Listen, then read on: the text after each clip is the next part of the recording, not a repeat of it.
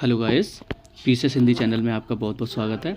मैं हर्ष सावेदिया और आप देख रहे हैं मेरे साथ आज इंडियन पॉलिटी भारतीय राज्य व्यवस्था जनरल स्टडीज़ का एक हम लेक्चर ये इसमें दे रहे हैं और शाम को एक लेक्चर हिंदी का जो समीक्षा अधिकारी का है, वो 6 टॉपिक हैं, उसमें से अभी आपका विलोम शब्द चल रहा है। तो आप मेरे साथ बने हैं। इसमें देखेंगे वाइस प्रेसिडेंट, है ना। इससे पहले राष्ट्रपति को, प्रेसिडेंट को मैं कंप्लीट डिटेल्स में बिल्कुल विद कॉन्सेप्ट के साथ मैंने आपको कराया। आप मेरी पुरानी वीडियो देख सकते हैं, कल की परसों की, जो भी मैं दे रहा हूँ आपको बिल्कुल। इंडियन पॉलिटी को आप लेक्चर नंबर 1 से लेके आप अगर आप देखते हैं तो आपको 20 से 22 लेक्चर आपको मिल चुके हैं और बिल्कुल कॉन्सेप्ट के साथ सारे फैक्चुअल और जितना भी कॉन्सेप्ट देना चाहिए डिटेल्स में, डीप में हम ये पॉलिटी पढ़ रहे हैं। जैसे आर्टिकल 63 है उपराष्ट्रपति से रिलेटेड, तो इसमें क्या है, भारत का एक उपराष्ट्रपति का पद होगा, है ना। उपराष्ट्रपति होगा पद के रूप में। और आर्टिकल 64 में उपराष्ट्रपति राज्यसभा का प्रधान सभापति होता है। याद रखना, जो आपका राज्यसभा है, राज्यसभा का जो सभापति होता है, जिसको हम चेयरपर्सन बोलते हैं, तो वो जो सभापति होते हैं वो उपराष्ट्रपति ही होते हैं और इसी के नाम पे वेतन राज्यसभा के सभापति के रूप में लेते हैं। उनको वाइस प्रेसिडेंट के रूप में वेतन नहीं मिलता है।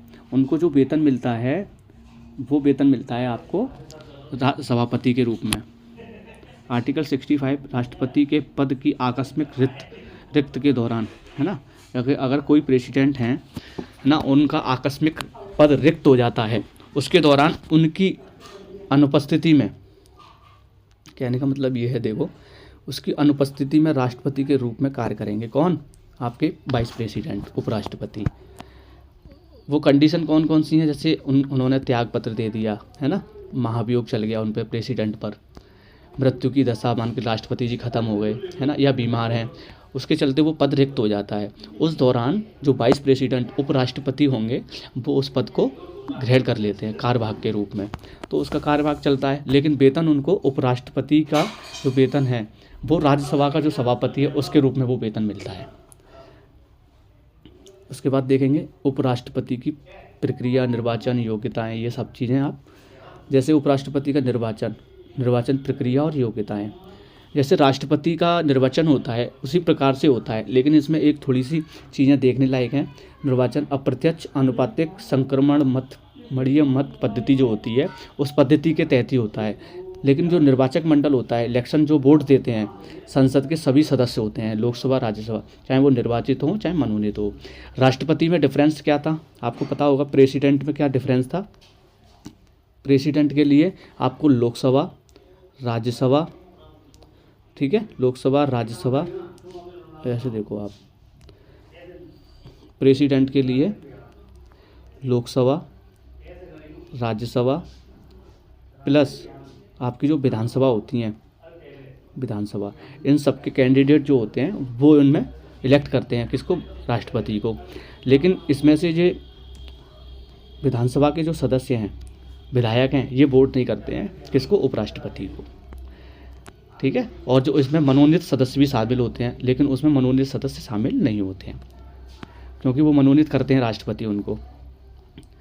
योग्यताएं, भारत का नागरिक होगा, न्यूनतम आयु 35 वर्ष, राज्यसभा का सदस्य बनने की योग्यता रखता हो, ये कंडीशन है योग्यता की। उसके बाद में पदावधि देखेंगे, उनकी जो कार्यकाल होता है 5 वर्ष के लिए होता है, आर्टिकल 67 में है। आर्टिकल 68 में क्या है? उपराष्ट्रपति के पदमुक्त होने या पुनः उपराष्ट्रपति के चुनाव या निर्वाचन से संबंधित इसमें चर्चा की गई है। आर्टिकल 68 में पदमुक्ति का मतलब क्या है? देखो, उपराष्ट्रपति को राज्यसभा के प्रभावी बहुमत से पारित, लोकसभा के साधारण बहुमत से अनुमोदित, ठीक है, प्रस्ताव के द्वारा पदमुक्ति किया जाएगा। इनकी जो पदमुक्ति होगी वो इस तरीके से होगी। ये इसका कॉन्सेप्ट है, ये वाला। आर्टिकल 69 देखेंगे, उपराष्ट्रपति की शपथ की प्रक्रिया से संबंधित आर्टिकल 69 में कहा गया है।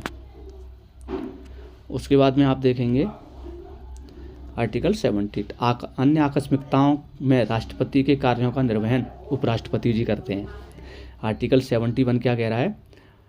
राष्ट्रपति उपराष्ट्रपति के निर्वाचन से संबंधित विवादों की सुनवाई सुप्रीम कोर्ट द्वारा की जाएगी।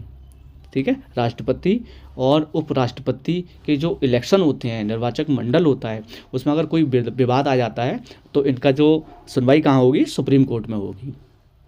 राष्ट्रपति देखेंगे आप, उपराष्ट्र के रूप में उपराष्ट्रपति कोई कार्य नहीं करता है, ना ही उसको उपराष्ट्रपति के रूप में वेतन मिलता है। नोट पॉइंट, मैंने पहले भी आपको ये चर्चा की थी, अब भी बता रहा हूँ। उपराष्ट्रपति जो वेतन लेता है वो राज्यसभा के सभापति के रूप में उसको वेतन मिलता है। कार्यवाहक की राष्ट्रपति के रूप में, राज्यसभा के पदेन सभापति के रूप में, ये चीज़ है। उपराष्ट्रपति दिल्ली विधानसभा के पदेन कुलपति होते हैं, जो पीसी बोलते हैं, वाइस चांसलर।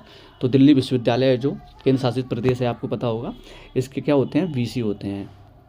कौन होते हैं ये, वीसी होते हैं, वाइस चांसलर। उसके बाद में जैसे उपराष्ट्रपति का जो क्रम है ये भी देख सकते हैं आप, जैसे उपराष्ट्रपति का क्रम, कार्यकाल, अवधि, विशेषताएं। राधाकृष्ण सबसे पहले बने थे, आपको पता है, 52 से लेकर 62 तक, ये 2 बार बने। फिर उसके बाद जाकिर हुसैन 1962 से 67। फिर उसके बाद में आप देखेंगे बीबी गिरी हैं, बीबी गिरी 67 से लेकर 69। गोपाल स्वरूप पाठक 1969 से 1974।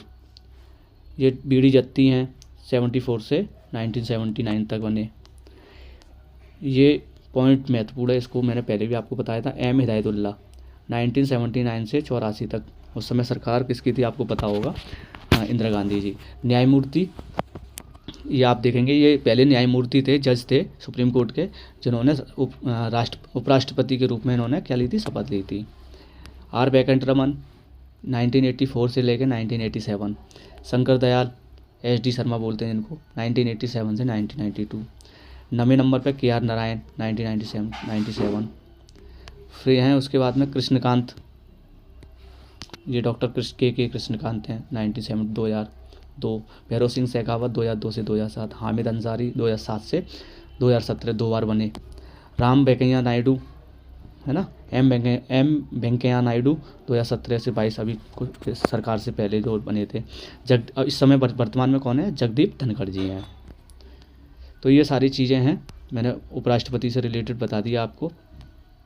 इसकी ट्रिक भी देख सकते हैं, जैसे राधा जाके गिर गोपाल, है ना, राधा, इस तरीके से आप ट्रिक भी इसको याद कर सकते हैं, राधा जाके गिर गोपाल, ठीक है।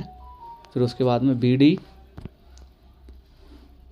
उसके बाद BDM, ठीक है, BDM आर शंकर नारायण एक साथ याद कर सकते हैं, शंकर नारायण कृष्णकांत, ठीक है। फिर इसके बाद में तो आप 11, 12, 13 तो याद रख ही सकते हैं। पहले भैरव सिंह शेखावत, हामिद अंसारी, उसके बाद वेंकैया नायडू, फिर उसके बाद जगदीप धनखड़। इस तरीके से इनको याद कर सकते हैं। इनका क्रम कभी कभी पूछ लिया जाता है, राष्ट्रपति का, उपराष्ट्रपति का, प्रधानमंत्री का, उसके बाद में जैसे मुख्यमंत्री हैं राज्यों के, इस तरीके से क्रम पूछ लिया जाता है। मैंने आगे नोट्स में भी दे रखा है। चलो आज यहीं रखते हैं इसको। उसके बाद में कल जो लेक्चर आएगा हमारा, वो केंद्रीय परिषद और प्रधानमंत्री से रिलेटेड जो काउंसिल होती है, मंत्रिपरिषद, मंत्रिमंडल, ये अगले नेक्स्ट लेक्चर में आएगा, ठीक है। आज ज़्यादा से ज़्यादा इसको शेयर करें, आप लाइक करें, इसको कमेंट करें, सजेस्ट करें, ठीक है।